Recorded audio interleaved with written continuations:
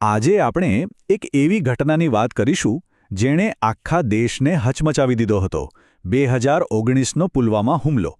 ચાલો, એ દુઃખદ દિવસે ખરેખર શું બન્યું હતું, એની પાછળના કારણો શું હતા અને એની અસરો કેટલી ઊંડી હતી એને બારીકાઈથી સમજીએ. 14 ફેબ્રુઆરી સામાન્ય રીતે આ દિવસને પ્રેમ સાથે જોડવામાં આવે છે, પણ આજથી થોડા વર્ષો પહેલાં આ જ દિવસે એક એવી ઘટના બની જેણે આ તારીખને આપણા દેશ માટે હંમેશા માટે શોકના દિવસ તરીકે યાદગાર બનાવી દીધી. પણ જો આપણે આ હુમલાને સાચી રીતે સમજવો હોય તો એ જાણવું જરૂરી છે કે આ કોઈ એકાએક બનેલી ઘટના ન હતી. એના મૂળિયા તો કાશ્મીરના દાયકાઓ જૂના જટિલ સંઘર્ષ અને ત્યાંની અશાંતિના ઇતિહાસમાં રહેલા છે.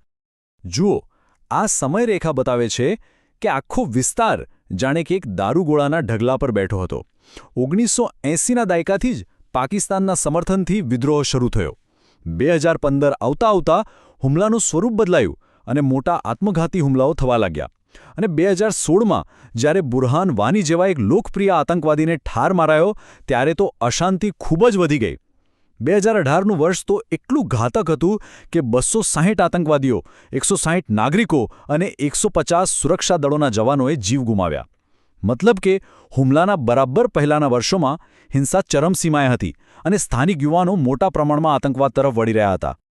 તો બસ આવા જ તંગ વાતાવરણ વચ્ચે 14 ફેબ્રુઆરી 2019ના દિવસે જમ્મુ-શ્રીનગર નેશનલ હાઇવે પર એ ઘટના બની જેણે ઇતિહાસ બદલી નાખ્યો.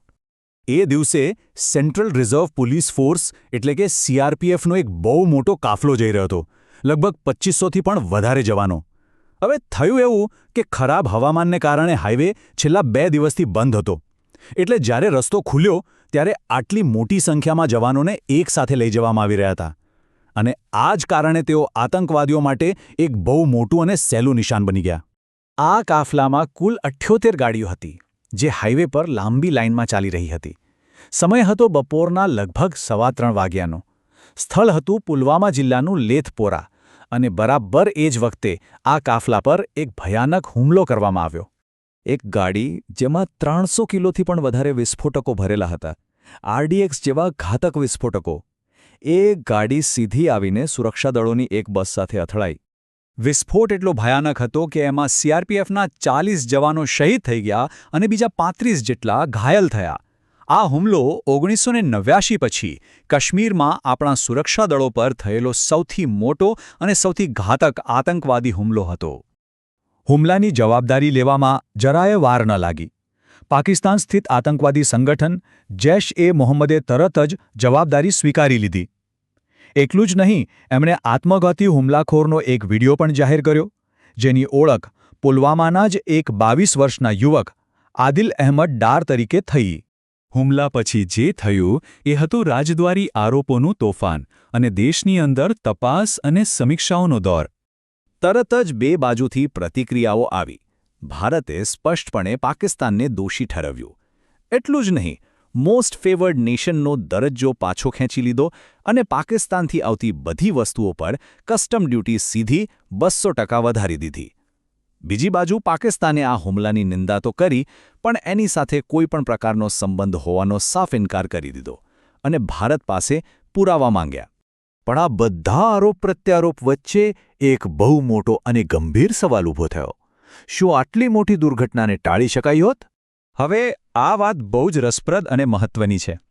જુઓ, એક તરફ કેન્દ્રીય ગૃહ મંત્રાલયે કહ્યું કે કોઈ ગુપ્તચર નિષ્ફળતા નથી થઈ, પણ મે 2019માં CRPFની જ એક આંતરિક તપાસમાં જે વાતો સામે આવી એ બિલકુલ અલગ હતી.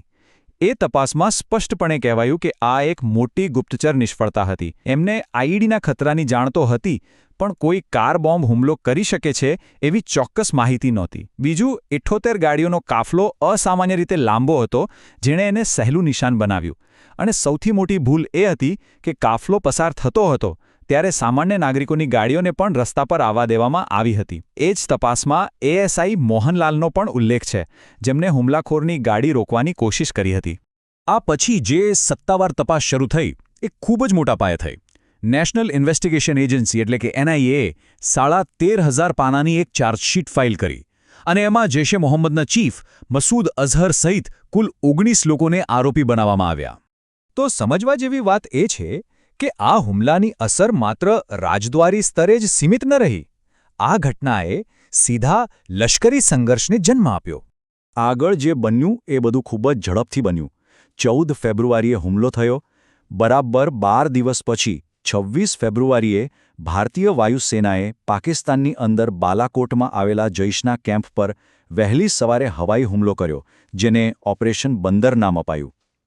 એના બીજા જ દિવસે 27 ફેબ્રુઆરીએ કાશ્મીરના આકાશમાં બંને દેશોના વિમાનો વચ્ચે હવાઈ લડાઈ થઈ, જેમાં ભારતનું એક MiG-21 તોડી પડાયું અને એના પાયલટ વિંગ કમાન્ડર અભિનંદન વર્ધમાનને પાકિસ્તાને પકડી લીધા. અને છેવટે 1 માર્ચે પાકિસ્તાને શાંતિના સંકેત તરીકે તેમને મુક્ત કર્યા. વિચાર કરો, 2 અઠવાડિયાથી પણ ઓછા સમયમાં 2 પરમાણુ શક્તિ ધરાવતા દેશો યુદ્ધના આરે આવીને ઊભા રહી ગયા હતા. પાકિસ્તાનની સરહદની અંદર જઈને આ રીતે હવાઈ હુમલો કરવો એ ભારત માટે એક બહુ મોટો નીતિગત ફેરફાર હતો. પહેલાં ભારત વ્યૂહાત્મક સંયમ રાખતું હતું, પણ આ ઘટના પછી ભારતે વ્યૂહાત્મક અવરોધનો નવો સિદ્ધાંત અપનાવ્યો. આજે આ ઘટનાને વર્ષો વીતી ગયા છે, પણ પુલવામા હુમલાના પડઘા આજે પણ આપણા રાજકારણ, સમાજ અને લોકોની યાદોમાં જીવંત છે. આ હુમલાની લાંબા ગાળાની અસરો ઘણી બધી થઈ. રાજદ્વારી સ્તરે ભારતે પાકિસ્તાનને આંતરરાષ્ટ્રીય મંચ પર એકલું પાડવાના પ્રયત્નો તેજ કરી દીધા. સામાજિક રીતે દેશના ઘણા ભાગોમાં કાશ્મીરી લોકો સામે ગુસ્સો અને ઉત્પીડનની ઘટનાઓ પણ બની. તપાસની વાત કરીએ તો ઓગસ્ટ 2021 સુધીમાં 7 આરોપીઓને ઠાર મરાયા અને 7ને પકડી લેવામાં આવ્યા. અને સૌથી મોટી વાત, શહીદોને યાદ કરવા માટે 14 ફેબ્રુઆરી હવે ભારતમાં કાળા દિવસ તરીકે મનાવવામાં આવે છે. આ હુમલાની અસર કેટલી ઊંડી હતી એનો અંદાજ એ વાત પરથી લગાવી શકાય કે એની યાદ રમતગમતના મેદાન સુધી પહોંચી. ભારતીય ક્રિકેટ ટીમે શહીદોને શ્રદ્ધાંજલિ આપવા માટે લશ્કરી કેપ પહેરીને મેચ રમી હતી, જેનો પાકિસ્તાને વિરોધ પણ કર્યો હતો.